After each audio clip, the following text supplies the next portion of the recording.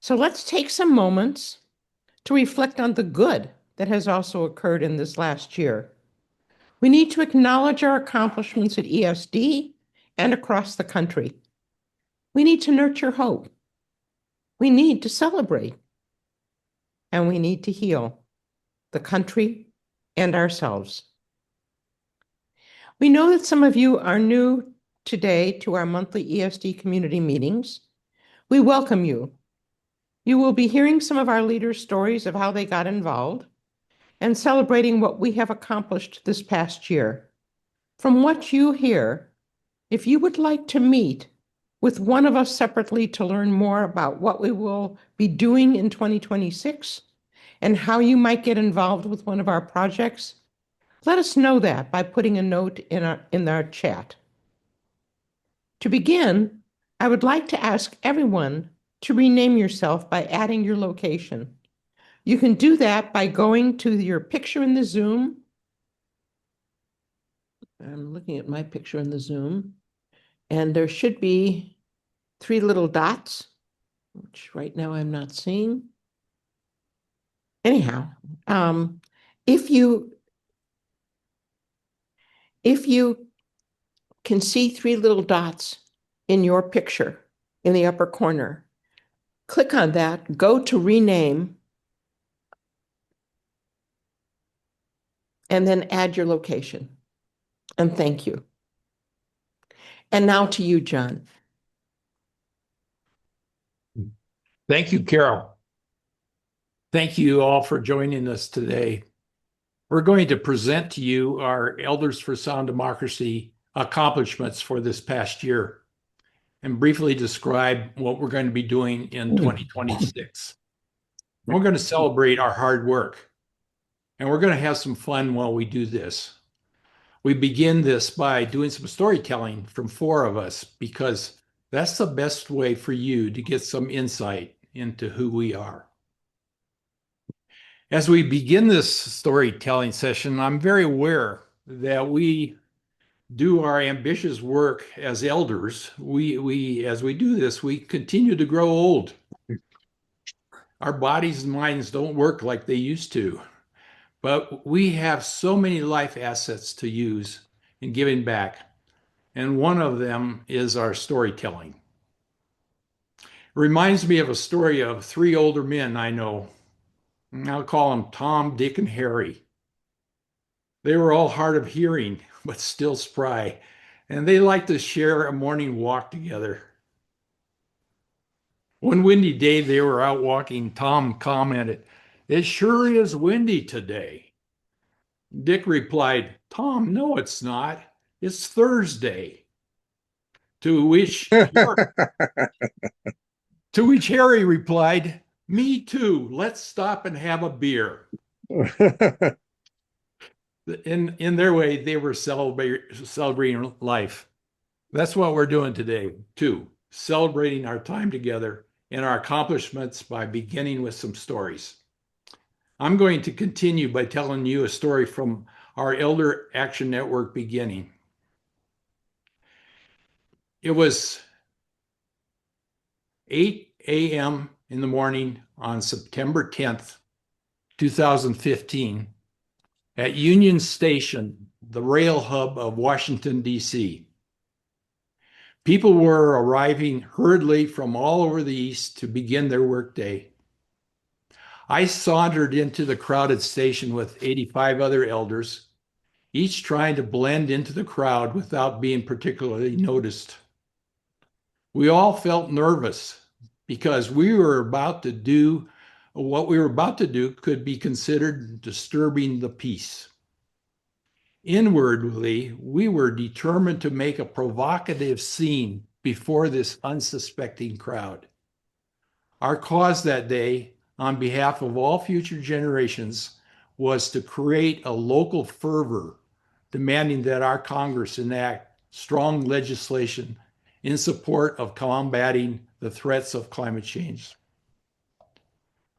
We planned to conduct what was called a flash mob, in which we would seemingly spontaneously burst into song and dance that lasts only a few minutes. and then we fade back into the crowd. In reality, we had practiced the song and dance the day before. When the guitar lady started strumming her tune, or our tune, it was our signal to begin. And we pulled it off. A video record of our event went viral the next day on YouTube. Startled passengers wondering what this was about picked up our leaflets urging them to take climate change seriously. However, someone told the authorities that I was behind this ruckus. When the station boss with two cops approached me and confronted me, I first acted dumb, like I didn't know who had organized this. Well, the boss, he halfway grinned at me and said, "Hey, such demonstrations are all right. But next time you do this, you better warn us and get permission first." I nervously grinned back in silent agreement. They just as easily could have arrested me on the spot. That was one of the many episodes in my long being an elder adventure that started in 2005 when I sold the company I had run for 20 years. As I stopped working for a paycheck, I began wondering what I would do for the next several years. I did not want to spend my time in a retirement community playing games or doing crafts. I had too much passion, energy, and concern for our country's welfare to settle for that. I felt I had been given much in life. In gratitude, I wanted to give back in ways that were both meaningful and fulfilling. I spent 6 long years exploring what I might do, trying and testing several volunteer possibilities, but nothing seemed to fit. I needed something that was bigger and more challenging than what I could do alone, and entirely different from my aerospace engineering, business management, and entrepreneurial experiences. I wanted to reinvent myself, work with others, and use more of the right side of my brain.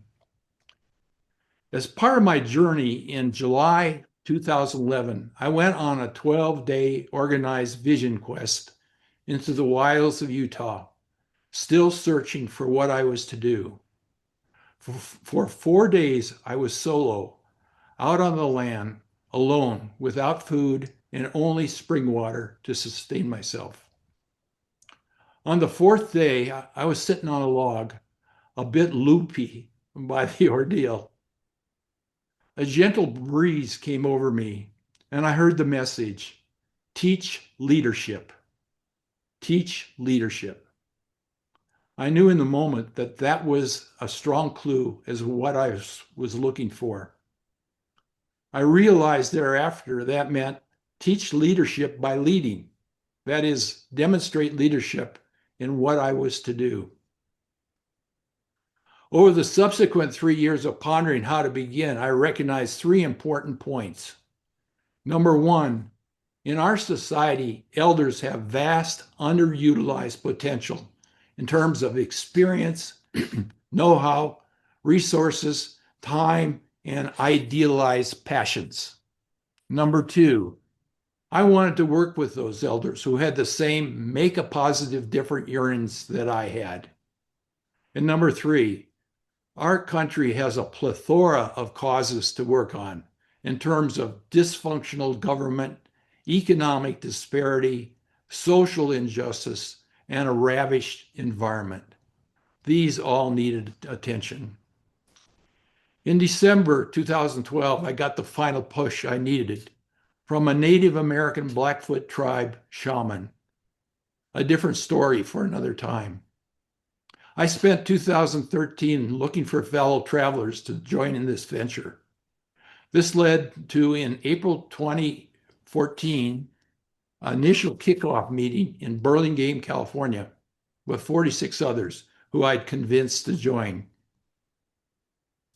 We met to discuss what we might do. Together, we co-founded what we now call Elders Action Network. Our mission was and continues to be create a movement of elders to address and confront the environmental, social, and governance issues of our time. Within this mission, leading elder activists has been my calling. one that's certainly big enough and that has more than enough challenges. Today, we have reached over 30,000 elders from within all 50 states. We know that our activism will continue through several future generations, way beyond our lifetimes. I think our work as a metaphorically building a cathedral, and we're just beginning to design its foundation. At this time, we have chosen to focus on addressing climate change and protecting our democracy because the serious threats these two together pose to our grandchildren, future generations, and all life. So in closing my story, I think of us as audacious, spirited elders intent on being good ancestors. We are practical visionaries with our eyes on the horizon, our feet on the ground, and our hearts on fire.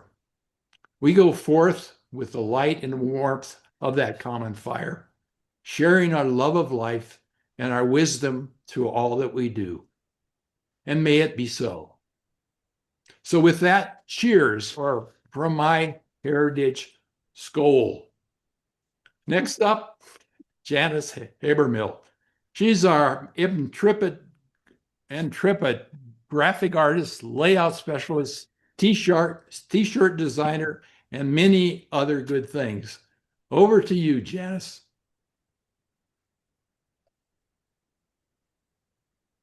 You're muted, Janice.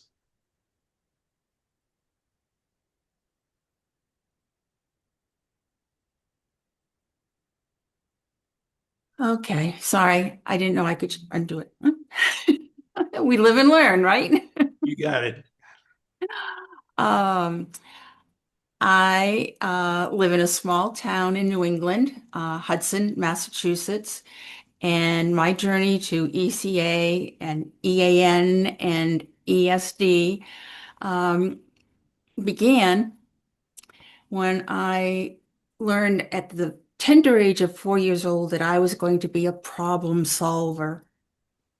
It's 1953. My parents, along with my aunt and uncle, are sitting around the dining table, deep in conversation. The screen door slaps shut as I come inside hugging a dirty kitten I'd found who clearly needed to be cleaned up. I walk past the dining room unnoticed, straight to the bathroom where I drop the kitten into the bowl and flush the toilet. Problem solved. Needless to say, mayhem ensued, and the stray kitten turned out to be a beautiful Angora tricolor cat. We named her Fluffy, and she lived with us for 12 years. I spent my career as a graphics production manager and designer, both in advertising agencies and freelancing on my own, roles that have revolved around problem solving. When it was time to retire, my husband and I moved from Massachusetts to Richmond, Virginia. We had family there, and I kept busy, including serving on our condo HOA. Meanwhile, our only son and his longtime girlfriend finally got married. They bought their starter home, and then they were pregnant. Our first grandchild arrived in October of 2021. We flew up to meet him, and when I held that 2-day-old boy, I turned to my husband and said, "You know this means we have to move back." And and by February, we were in our new condo in Hudson, Massachusetts. Our return allowed us to reconnect with a longtime primary care physician. And during my first visit back with him, he asked what I was going to do to stay busy in retirement. My grandson, Reed, had me thinking about the future that awaited him and his children and his grandchildren. That question gave me the opportunity to say that I wanted to get involved in climate activism. I wanted a world that they would be able to thrive in. He said, "I know someone who can help you get connected." And he handed me Roger Luckman's phone number. I soon learned that Roger was a leader in the Massachusetts chapter of Elders Climate Action. When he found out that I lived in Hudson, he gave me the number of Tina Goskowski, another ECA volunteer who lived in Hudson. And Tina introduced me to Green Hudson. I've been an active contributor with Green Hudson since 2022, launching a monthly newsletter, helping pass a bylaw banning single-use plastics in town, and supporting many other local efforts. At the same time, Tina introduced me to Nadine Young, a leader in ECA's National Communications Group. I was excited to see how my time and talents could support their work. I wrote articles for their newsletter, developed a reference library, worked with a team of 3 to redesign the ECA website, and contributed in many other ways, including going to New York City to my very first protest. In 2023, we were blessed with a granddaughter, Georgia. My monthly donation to ECA is given in honor of Reed and Georgia. In 2025, I answered a call for help from Elders for Sound Democracy, another EAN project much like ECA. They're a newer spinoff and are inspired by ECA's success over the last 10 years.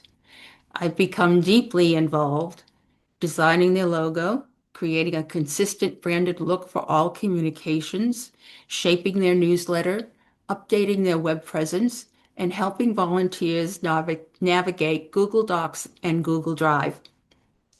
Last summer, I was also asked by EAN to develop a logo for their Elders Rising group, which was successfully introduced in the fall. Today, I'm part of a 4-member team trying to answer the question, what is a sound democracy? We're exploring new tools to build community forums that allow meaningful interaction based on people's availability. And that's my current problem to be solved. Meow. Thank you, Janice. Thank you. Now we're going to hear a personal story from Jeff Johnson, our protector of school boards, nemesis of all perpetrators of political corruption. And Jeff, over to you. Okay, and Crystal, I need to have my special slideshow because I'm not like the others and need my prompts. So if you could put up my slideshow, I'd appreciate it.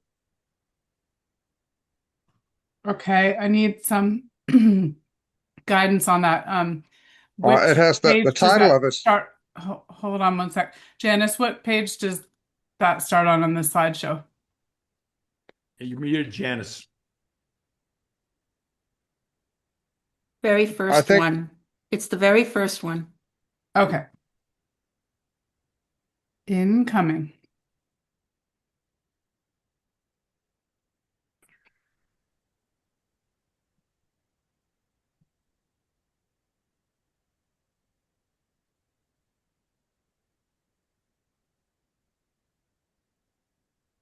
Oh, okay.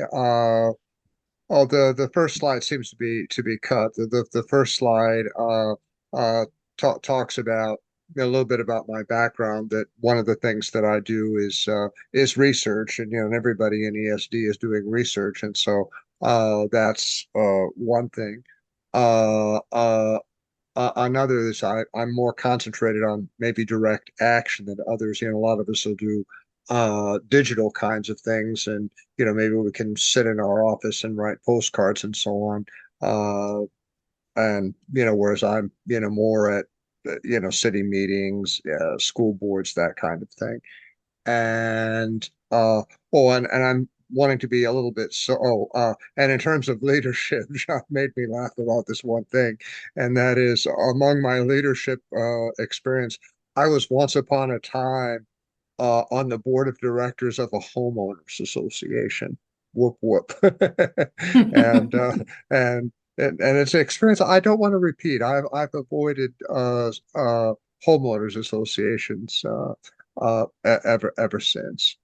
Uh, so anyway, here's what I have listed here on this particular slide is kind of a chronology of the things that that I've been done with ESD, and you know there's a starting point. I'm born, I'm a little baby born into ESD, and it's very funny. It's a very funny story how that happened.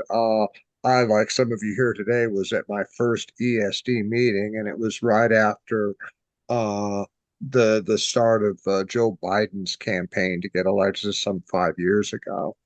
And so it was over, and I just happened to stumble into a chat room, so to speak, with John and some other leaders, and beating up on me. Well, what are you going to do? And my answer to John and others, well, I don't know that I blend. I'm pretty radical. I have some progressive ideas, and maybe I just ought to sit in the corner and carry on, and you do that. And John was more or less furious with me. And he said, "No, Jeff, you're going to be involved. We need you to come to our leadership meeting and push the envelope. That's what you've got to do." And so, sure enough, I got invited to the leadership meeting, and then the rest was history. Thank you, John, for inviting me. That was quite the deal. So then finally, when I got to the leadership meetings and discussing things, the first radical off of my chair in the corner thing I did was going with school boards. As I said, that's something that I do, and the problem was, well, Therese Flaherty was doing through the Civic Center these voter registration drives through schools and so on and so forth. And but I had my radical revolutionary idea, and that was, well, rather than following their protocol with Civic Center, why don't I, with a group of others, just go to these school board meetings? We can go. And and so I got a team of volunteers, and we started going to school board meetings. Oh, and for each of these, I need to thank different people. So for on the school boards and the voter registration drives, I need to thank Sue Sorensen for helping me and being engaged with me, and also Shirley Ferrix, who may or may not be here. But anyway, in the end, it was a very successful exercise. We got board members engaged in voter registration, and it was quite cool. So I like that. Uh, Now the next thing I want to talk about is the next thing I did is the formation of the Nevada State team get out the boat drives, and so many again like Therese and many others, they're doing postcard writing to the swing states like Georgia and Michigan and Pennsylvania and so on. And Crystal, can you go to the next slide? Okay, so that's me. So I decided to start the Nevada State team, and the way that that conversation worked was, we were all about Florida and Georgia and Ohio and Pennsylvania, but through encouragement from other people, said, well, what about Nevada? Nevada is a swing state. There's a lot. They have an abortion thing on the ballot. They've got a senator's race on the ballot, and unlike California where you live, it could go red or blue in the presidential election. You really need to be, get going on Nevada, but nobody was supporting it, so there was no postcard writing efforts or anything like that. So I worked it out with John. He said, "Well, Jeff, if you want to set up a printing press to make postcards in your dining room, you have ESD support on that." So I made a printing press for postcards in my living room or in my dining room, and made postcards and sat out on the street corner, as you see here, and with a special message, write special postcards. Oh, okay. And we did that. But I'll close this out by saying that in the end, Trump won in Nevada, and this picture here is Idlewild Park, but we also did the University of Nevada, Reno, and but anyway, after it was over, Trump had won. I thought, well, gee, what difference does it make? But it turns out that their reproductive rights ballot initiative was successful, which was good, and the senator that we wanted won, so that was good.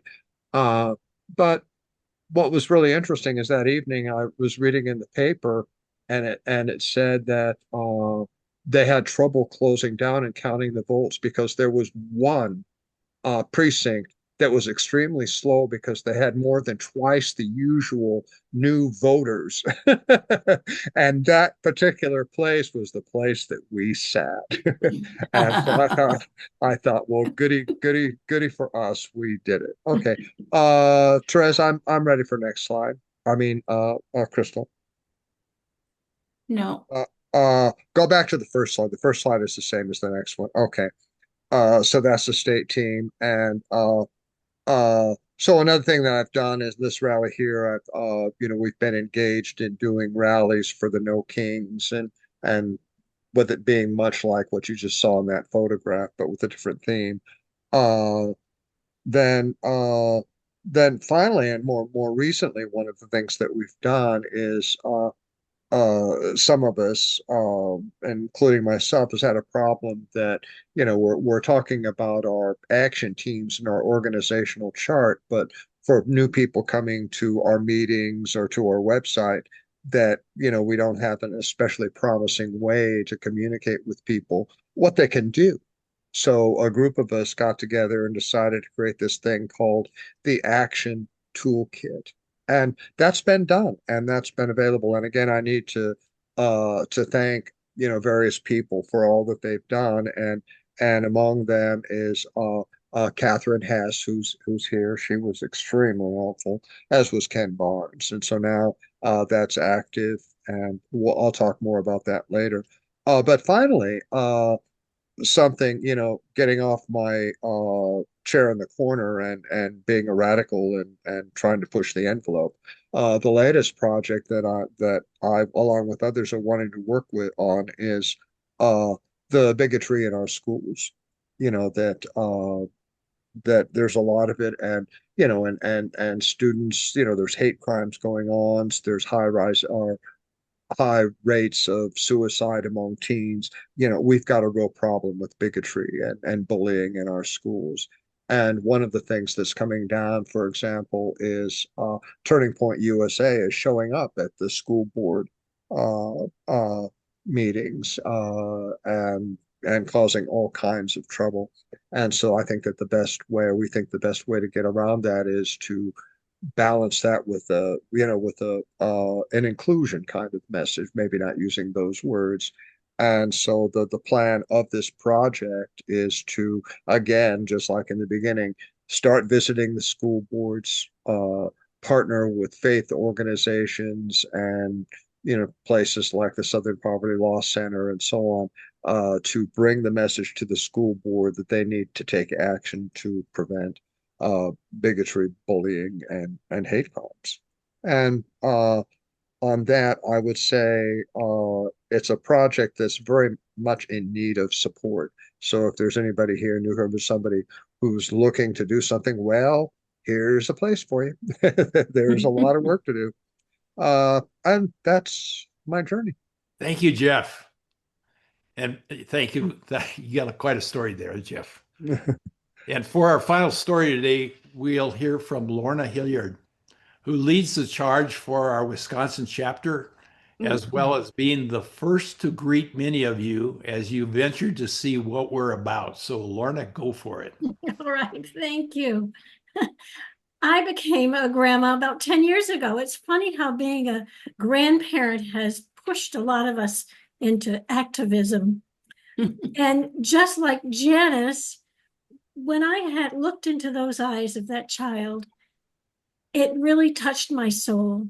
And I began asking the same question: what kind of future do I want for these children? And also, the other question is, when they got older and they asked, so Grandma, what did you do about it? I wanted to have an answer. My last job in my career, in my journey, was at a nature center. And I spent every day with children in the forests and in the prairies and along the shores of beautiful Lake Michigan. And so when I retired, I wanted to continue my passion about the natural world, and I found ECA. Here was an organization of elders like myself working on something that I really cared about as well. And I figured that if they were elders, then they had the time and the skills and the motivation. And so they're going to be effective. So I joined ECA. But the climate crisis loomed in a very scary way for me. And I saw how ineffective at best and destructive at worst our government was in the effort to combat climate. And I knew that I had to do something more in that area as well. I had a bunch of cards that I had inherited when my mother passed away. They were the cute little cards with puppy dogs and flags on front porches that you get free with solicitations for money. You might be familiar with some of those. And I figured since I had all these cards, I was going to send one every single day to my senator and express my displeasure with his policies and what he was doing. I imagined his staff opening these cards and saying, yep, we got another one from that crazy lady from Wisconsin again. But I thought if I would get noticed, then maybe I would be heard. I think I was probably noticed, but I apparently was not heard. It did not change his attitude, but it did change mine, because I thought if I really care about this, then I have to do something different. It was somebody from ECA that actually mentioned that I might enjoy joining ESD. And there was a bonus because ESD had a state chapter in Wisconsin. I liked that, and I knew that Wisconsin had a lot of issues to deal with. And they were just starting to work on the 2022 election. So I was in, and I found other elders that felt exactly like I did, but they were doing something about it in a very grassroots kind of way. Linda Warner led us in actions. We wrote information pieces. We contacted congregations. We wrote PSAs for radio stations. Now I felt like I was really doing something. I enjoyed the people I was working with and considered them friends. Then we started working on the 2024 election with different issues and different actions. But supporting democracy was not just an election time effort.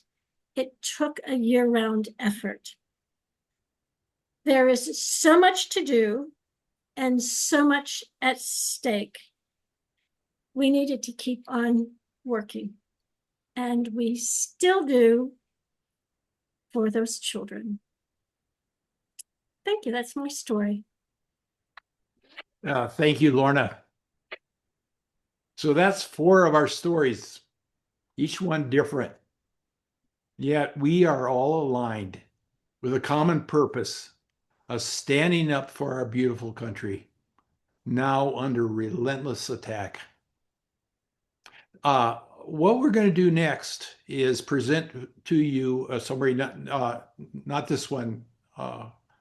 Take that one down, Crystal.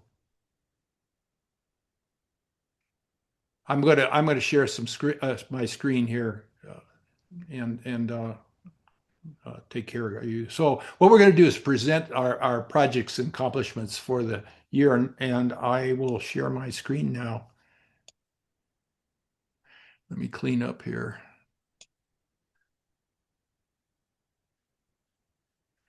And go to slideshow. From there. Okay, here we go. Okay, so we're going to, I'm going to go through and talk about our quantitative results. And we have a lot. So I'm going to just give you a snapshot of what we've done. And later on, you will get probably the whole list of stuff. But this is a numerical way of getting an idea. So I'm going to begin with the number 1. And number one, we hired our field organizer this year, Melissa Sterry from Norwich, Connecticut. So we're really pleased to have her with us. And the Wisconsin chapter designed and presented Resist Through Writing program. And that's Lorna Hilliard who's taken that charge of that. Okay, number two, we have two new state chapters this year, California and Washington. Number three, ESD has generated action alerts, 3 action alerts this year. Number four, so Ken Barnes has made 4 speeches at the New Hampshire State Capitol in support of Hands Off, No Kings, John Lewis Good Trouble, and No Voice Too Small rallies. And number 5, everybody turn off, get off your mute button because we're going to do a quick song here. Quick sing. 5 golden rings. Let's hear it again. 5 Five golden golden rings. rings. See, we have the beginning now of the ESD chorus. Okay, number 6. Our California chapter participated in Sacramento relatives, legislative visits, bill support, and testimonies favoring statewide public campaign financing and polluters pay a law that is still going to be going on this coming year. And the Washington chapter had 6 monthly activist meetings while starting this year. Number 7, we have 7 guest speakers hosted for the beginning of the ESD Democracy Forum speaker series that we started this year. Number 8, we had 8 new monthly Conversations for Democracy sessions. Number 9, we had monthly ESD newsletters published. Number 10, we had ESD Communications Committee members, 10 members who are diligent elders in contributing their skills. Number 11, we had 11 disinformation education videos designed, developed, and placed on Instagram.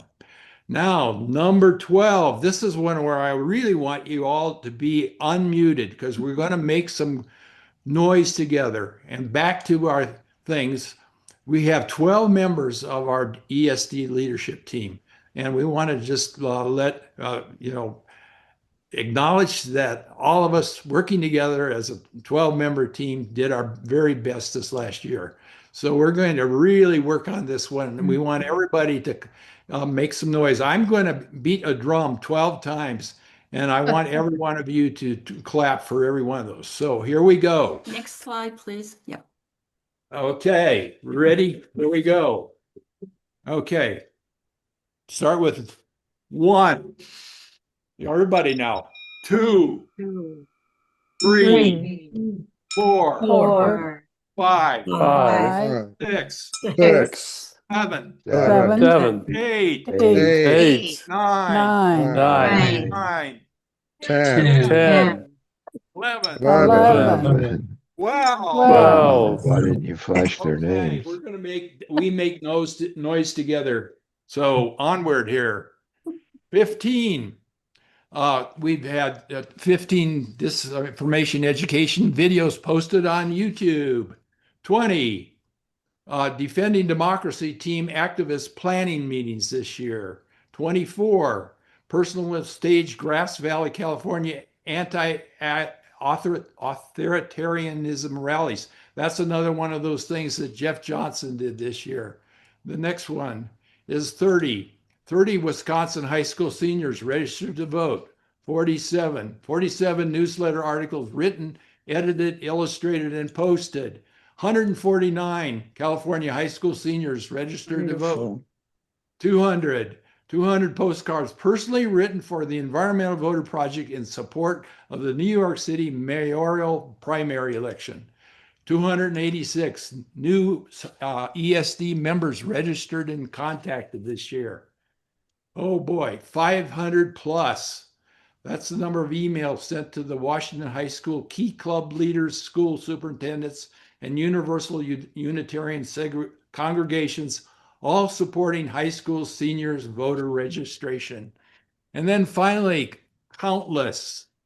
That's the hands-off, no kings, and local Protect Democracy rallies and information sessions attended this past year. It was countless in the number. And the same way with the petitions we signed, emails written to our members of Congress and state legislators. So that's it in a quick snapshot of what we did this year. We accomplished it a lot by the numbers. And with that, that's the end of my story. And on to our next speaker. And over to you, Therese, to take it away.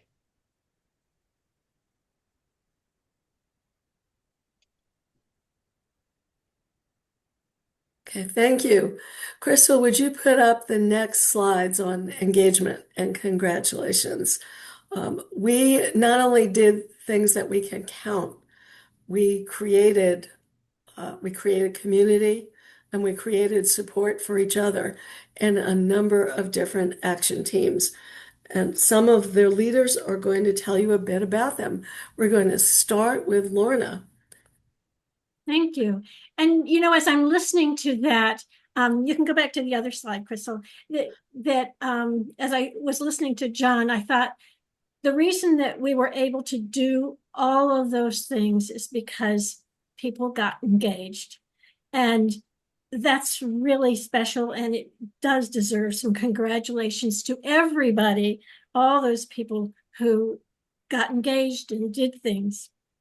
Therese and I are the Welcome Committee for ESD. Our official title is the Engagement Team.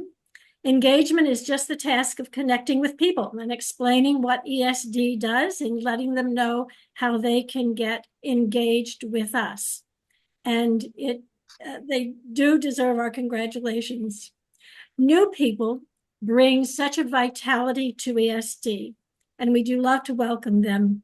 ESD has a way of attracting some fascinating people from all kinds of backgrounds and from across the country, and even to foreign countries. We've had people from Mexico, from Canada, from Africa to Europe join us. So that's really exciting. And we need all kinds of people in all kinds of roles, doing all kinds of actions, and we do celebrate them all.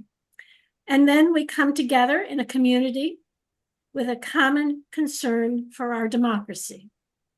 Next slide, please. This year, we did create a new program and presented it monthly called Conversation for Democracy. And we did this to share what ESD is now doing to support democracy, actions big and small, solo or with a group, at home, or as Jeff does on the streets. There really is something for everyone. And then we like to hear from those who are in the meeting. What are your thoughts? What are you doing? And what would you like to do more of?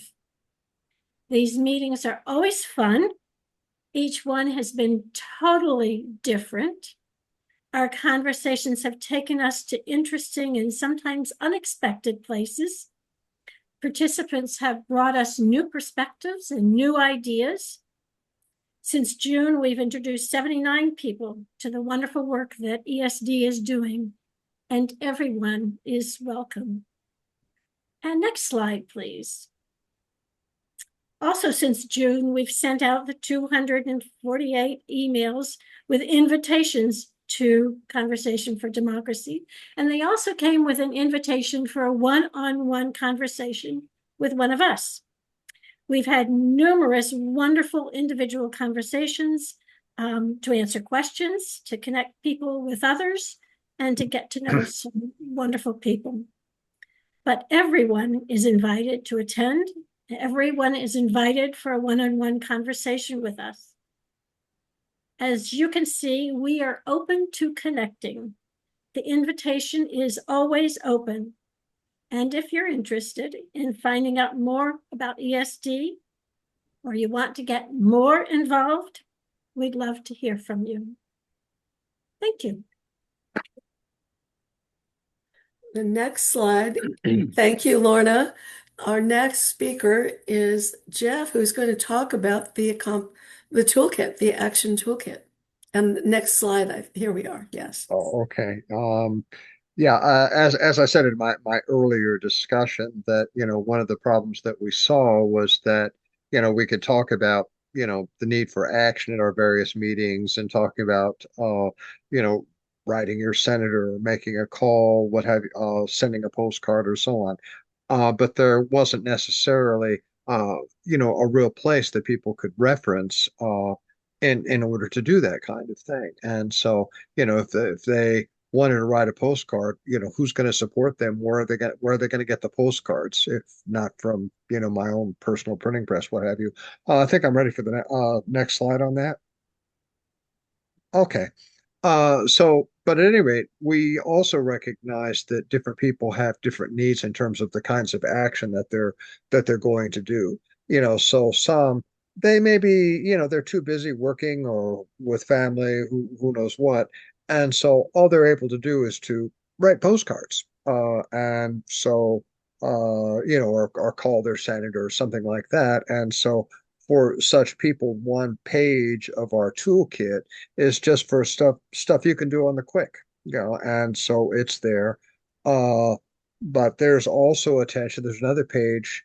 We have a problem with sometimes new gigantic problems come out, like with what ICE is doing or what's going on in Venezuela and so on. And so, we have another page dedicated to these arising things and what we collectively are doing about it. And then there's also another page that talks about longer term actions and things such as that is maybe want to visit school boards or city council meetings to get on promoting some kind of agenda.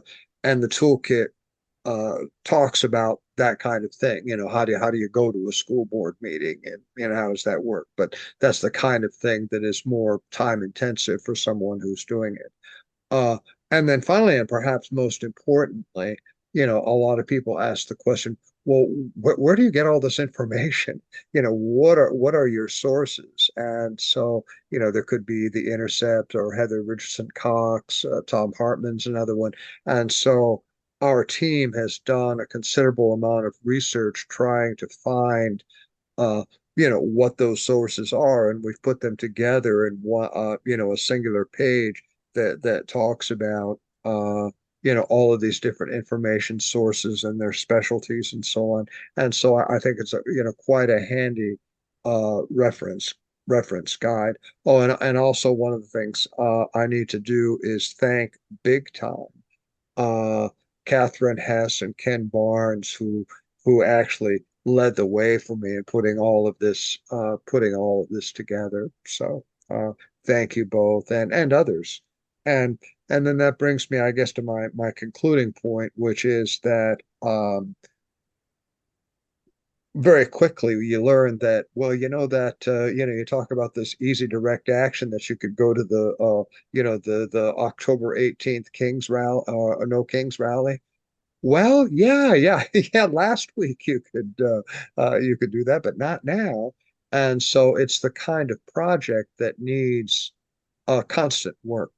And so I would recommend that people who are interested in doing that kind of research to finding out, okay, what kind of actions are we doing, what's evolving, that they be in touch with us to work on this rather interesting and engaging project that's also valuable in terms of supporting the community.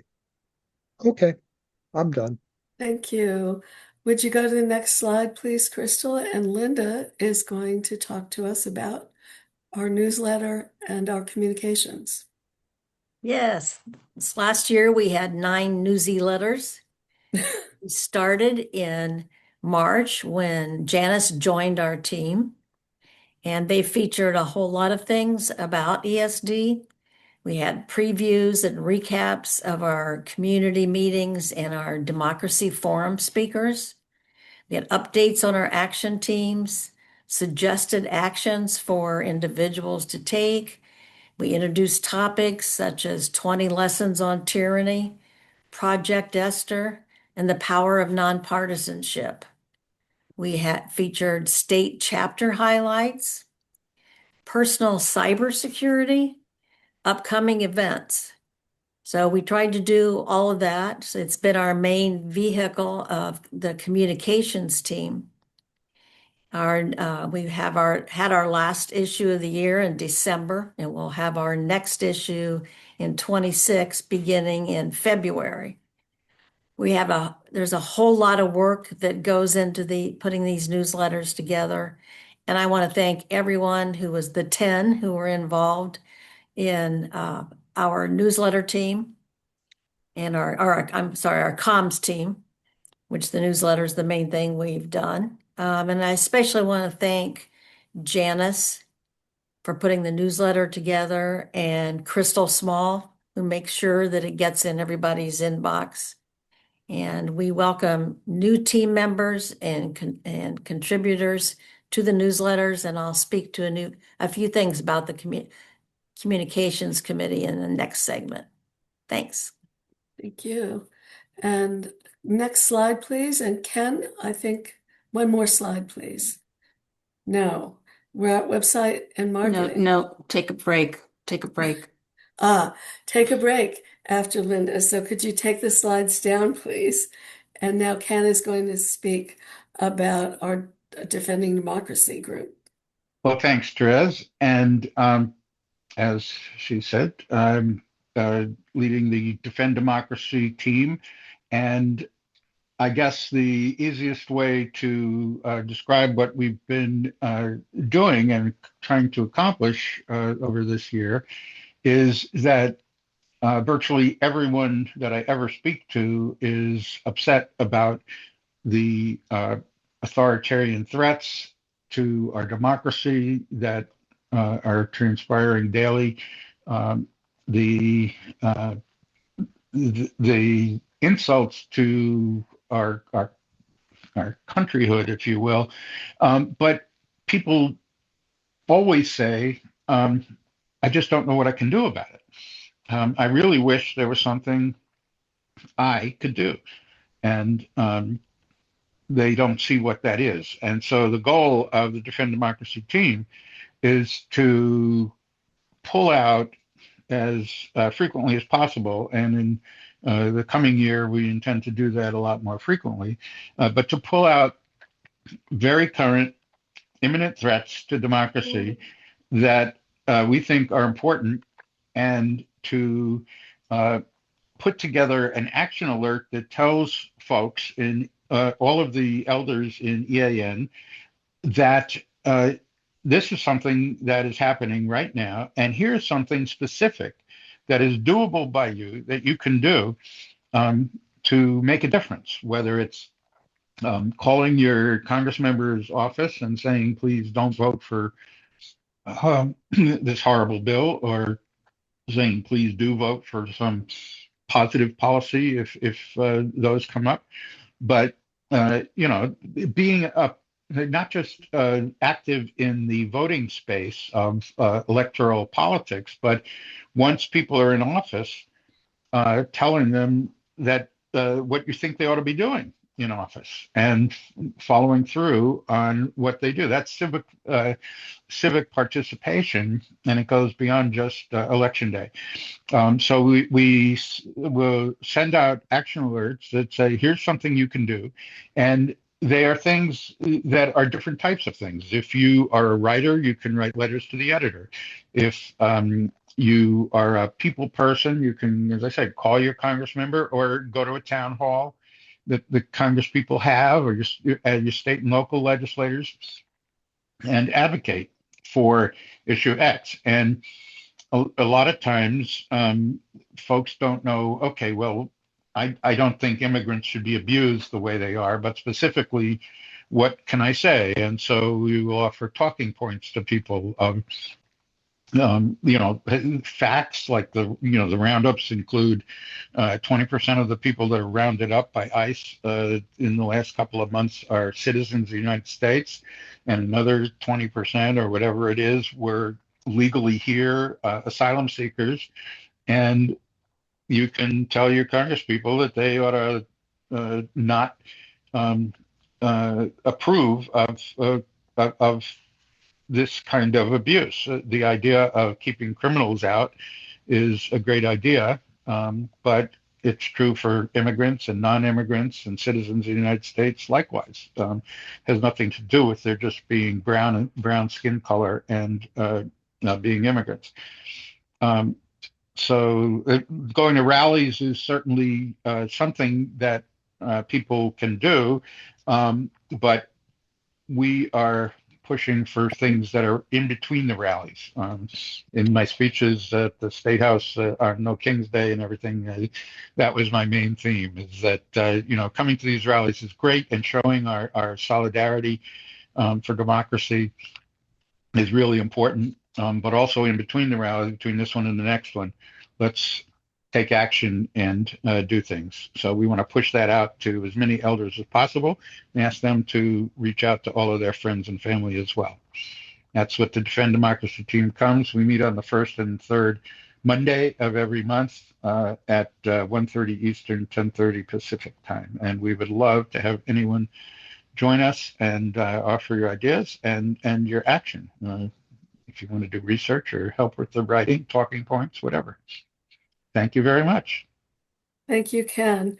And now, Crystal, we're back to the slides and to the website and other marketing when Janice is going to pick up. My part of the communications group's responsibilities is making sure that we are able to reach out to people on a variety of different vehicles. And one of those is the website. Next slide, please. It has been redesigned, and in the very, very near future, we should have this new landing page up for our Sound Democracy website. And from here, you'll be able to link to many of the things that you're hearing about today, including the action kit, and to the different teams that are working to help create a sound democracy. And the other thing that we get involved with is providing merchandise opportunities. Next slide, please. We are introducing T-shirts, Our Voice, Our Power, and accompanying baseball caps with the same message, Our Voice, Our Power. And soon these will be available through the store that provides access to these things for our other sister groups, ECA and EAN. And we'll hopefully have something to share with you in terms of when they're available. And hopefully you all take some involvement with maybe ordering one or the other or both. In any case, that is another part of communications. Thank you. Thank you, Janice. I think our next slide goes along for Oh, John. I'm sorry. Oh, This is my slide too. I'm sorry. We were fortunate this past year to assist the Wisconsin chapter with a request that they had for, they wanted a handout that they could provide to people who were interested in learning more about them. And because that was such a successful endeavor for Wisconsin, we are opening that up to all of our chapters, and they can have it personalized as they would like. The other side of the card is available for their communications. And it's just one more thing communications does. Sorry if I dropped the ball on that one. Sorry. but it's perfect. And these are such beautiful cards. They're about half of an 8.5 by 11 sheet, and they're on gorgeous paper. Yes. So we can all think about getting some of these and leaving them in our communities. So next slide, please, Crystal. Okay, Jeff. Yes. So I lead the disinformation research and action team. And what we're doing is taking on this plague, which I think we would all agree is one of the great scourges of our time. The question that remains to be seen is, can we have any impact in terms of combating it? May I have the next slide? So the current major focus is of the team is to create educational and entertaining videos for Instagram and YouTube about disinformation. This recognizes what I think we all know, which is that social media is in fact the monster communication conduit of the present. Next slide. So our goal is to create a large number of videos that will attract a very large number of followers to our site. We, I think, all know that Instagram and YouTube have literally tens of millions of users. So the question is, can we attract thousands or more people to our site? And those numbers would suggest that it should be easy. But in fact, there's an enormous amount of competition for attention out there. And so for us to be able to do that is going to be challenging. And we intend to meet that challenge by making really cool videos, ones that are not only educational, but funny and entertaining. So that is the goal. Next slide, please.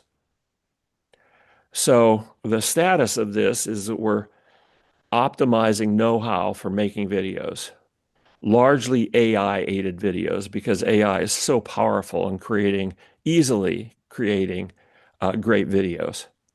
And I should say one of the assets we have is we have a member of our team who has really mastered the technology here. What we really very much need are people who can do the research and come up with the ideas for content. And in fact, I would say, one of our goals is to see whether we can attract eyeballs, but that goal will depend on reaching another goal, which is attracting more people to join the team in an active way. So with that, I will close the words part of what I'm going to do, but I will ask Crystal to put up one of the videos, one of dozens that we've created now that have been presented on YouTube and Instagram. So Crystal, if you could show that video, it'd be great. And with that, I'm done.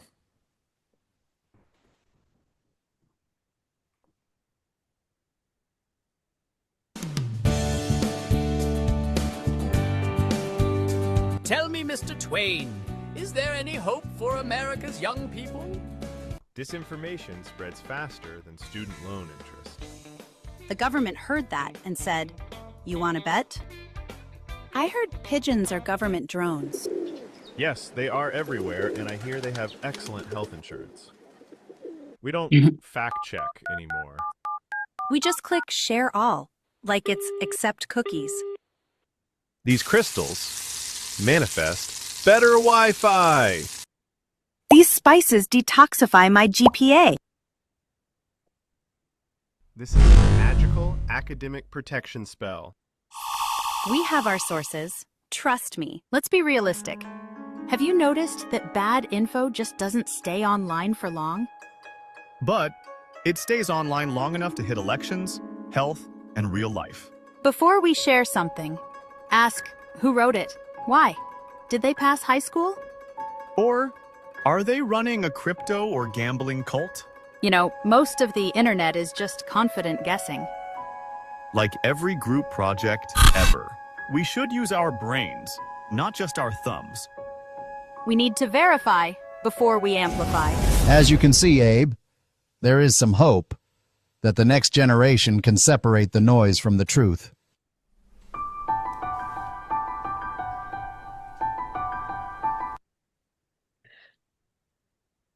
Wow, thank you, Jeff. That is fun.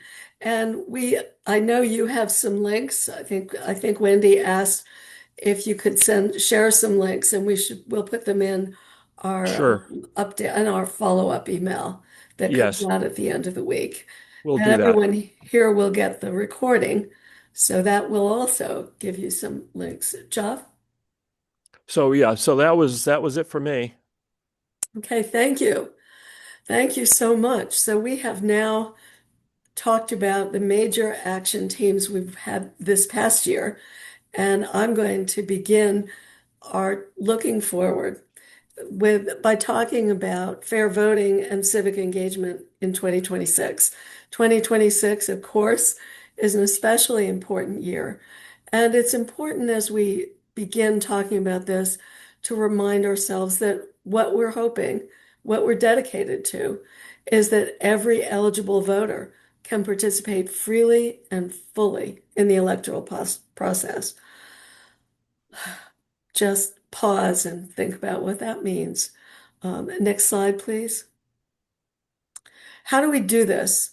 Well, we do it by supporting traditional get out the vote efforts, but we are very much committed to nonpartisanship, partly because formally we're a 501c3 and a nonprofit, but more important because at least in part of what we're doing, we believe that we must embrace a much broader coalition than any one political party. In order to really defend democracy, we need to embrace a large part of our society.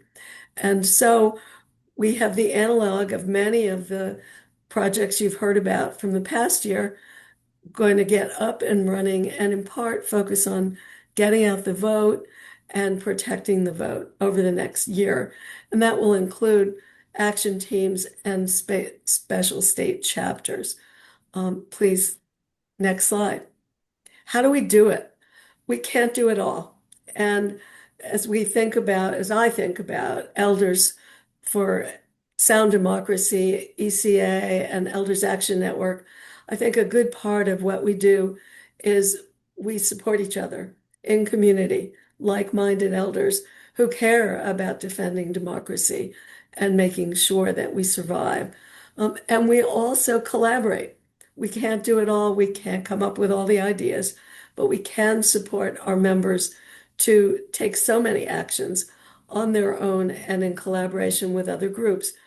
When we can, we'll identify groups that have particularly impactful opportunities to do the kinds of things we do, whether it's writing postcards, phone banking, canvassing, calling our representatives. Next slide, please. And as we really have threats to voting rights, and we know that is going to get more difficult this year, not less difficult. So we are committed to expanding our efforts to confront voter suppression and to safeguard voters at every step of the electoral process. That's going to mean that we need to educate ourselves and continually educate ourselves. We'll need a good core action team ready to help us do that. And then we'll need to be identifying other activities and projects that we can point our members to say, this seems to be a great opportunity. If it fits your interests, it's something you could do to make a difference. Next slide, please. How do we do it?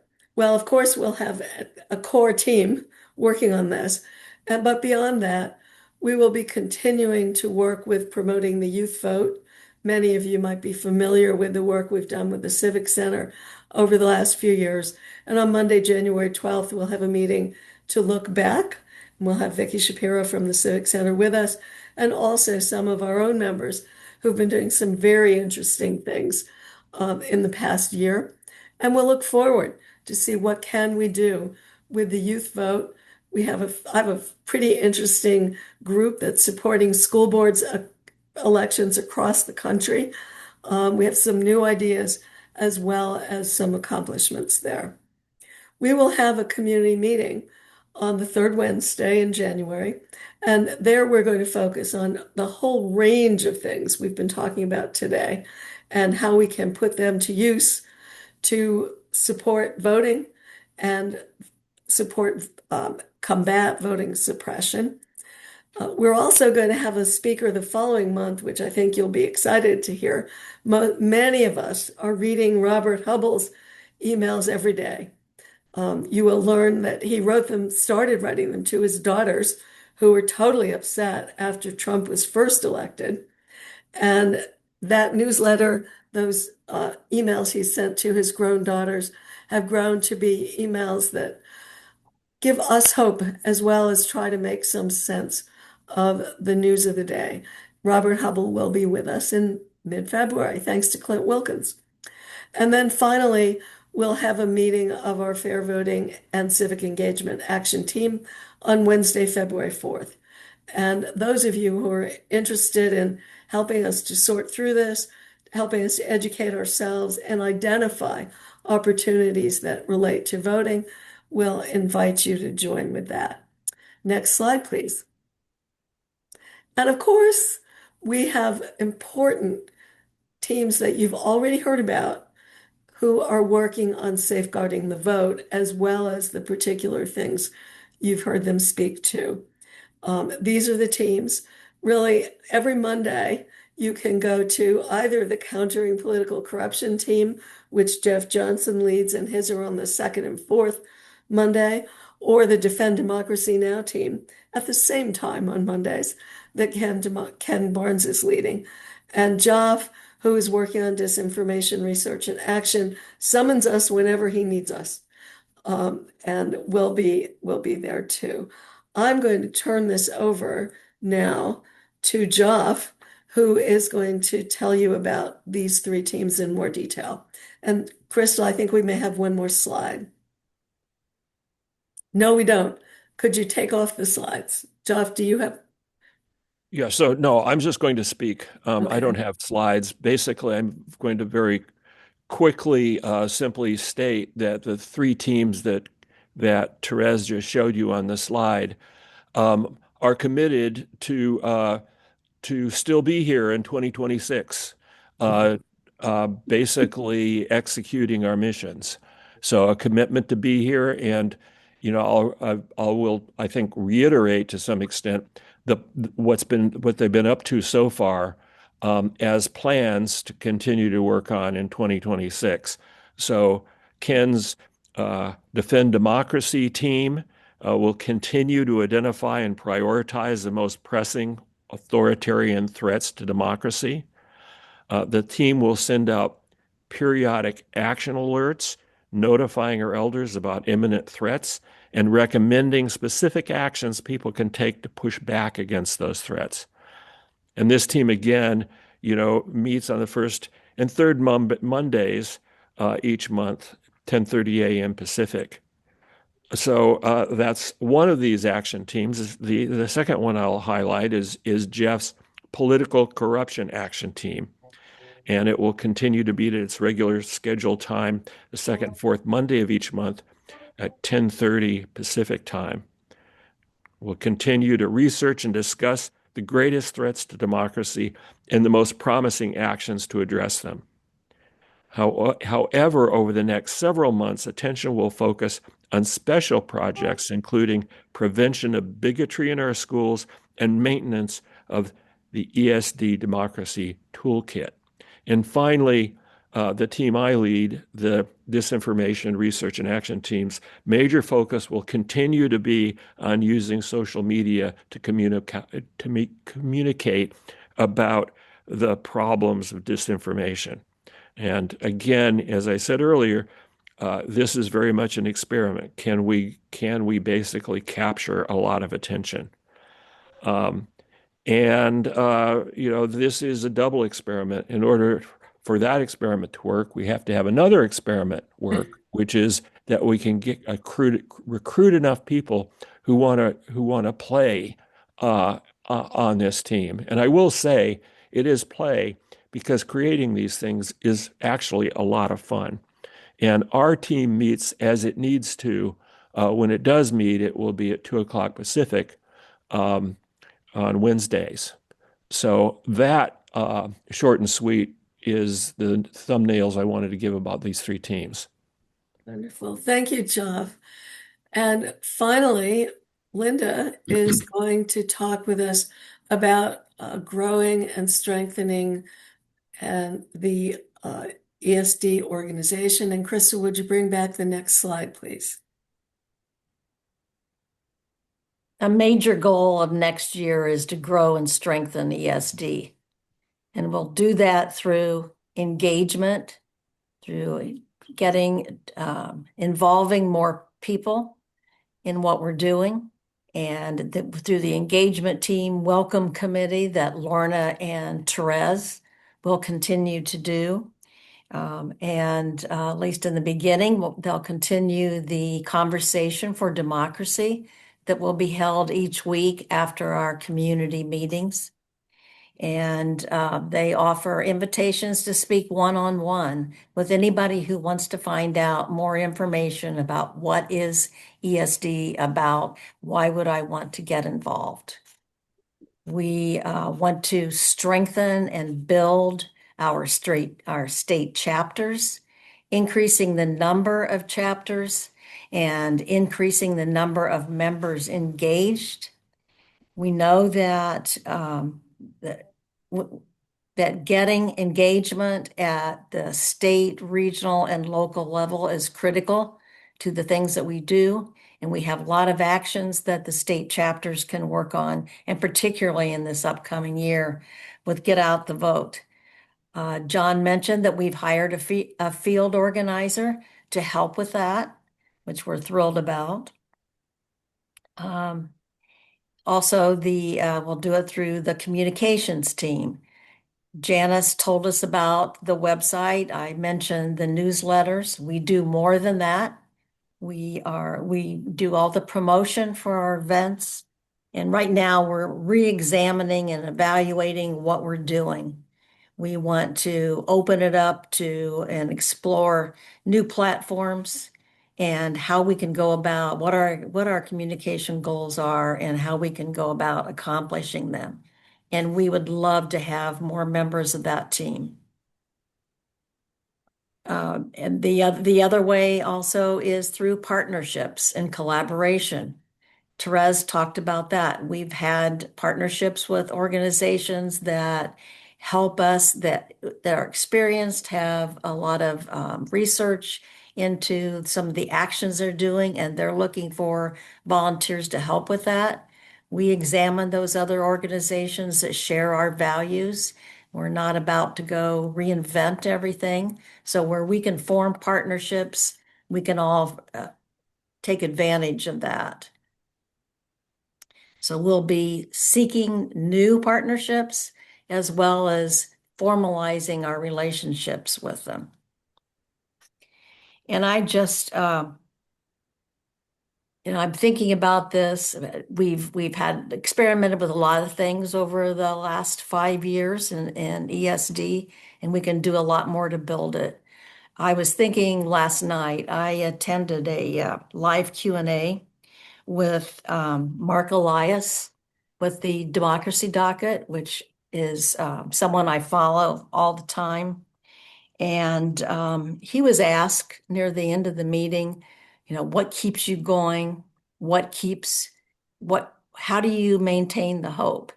And it was interesting what he said. He says, generally, I'm not an optimistic person, but I have hope.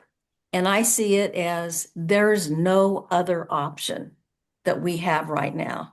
If defending and protecting our democracy is what will help us solve some of the issues that mean the most to us, that support our values, and it's just something that we keep going with. And he talked about how he started the organization 5 years ago, about the same time that we did. And it's grown from, he started it with his law firm and with his bank account, and that now it's driven by a whole lot of contributions because he sees his mission as informing other people talking about what can be done. And at this point, he has a paid staff of 22 people. He mentioned he had a young staffer reading questions to him, and he mentioned how much younger she was than he is, and that most of the people who were there, and that she needs to be able to answer the question from her children one day about what she did about democracy and the effect that had on everything else that we find dear. That's it. Okay, well, thank you, Linda. And thanks to our storytellers, our accomplishment presenters, and our supporters. And all of you, thank you, all of you who've joined us today. We have given you a glimpse of what we do and what we're going to be doing in 2026. You'll note that we try to have fun in what we do. We hope that you can join us for our next community meeting, which is going to be on January 21st, 10 o'clock Pacific, 1 o'clock Eastern, and in which that you are going to be hearing more details of our plans for what will be a crucial election year next year. I know we all know that, and we have to be out there in the streets doing our jobs. So following this meeting, you'll be receiving a recording and a copy of the presentation slides. And if these meetings are new to you, you will be receiving an invitation to meet and let us know what your pro-democracy interests are, and we'll help you find a way to get involved with us. So with that, goodbye all, and happy holidays. We hope to see you again next time. Thank you. Thanks, everyone.